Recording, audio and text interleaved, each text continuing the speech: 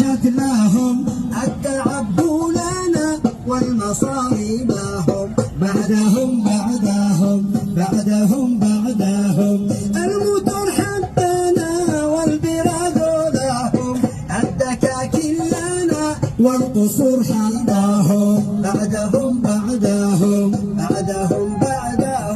عيشنا بعدهم أننا في تعز كسر أضلاعهم بعدهم العصد أكلنا والحنيد حقاهم الوجع هو لنا والرحاهي لهم بعدهم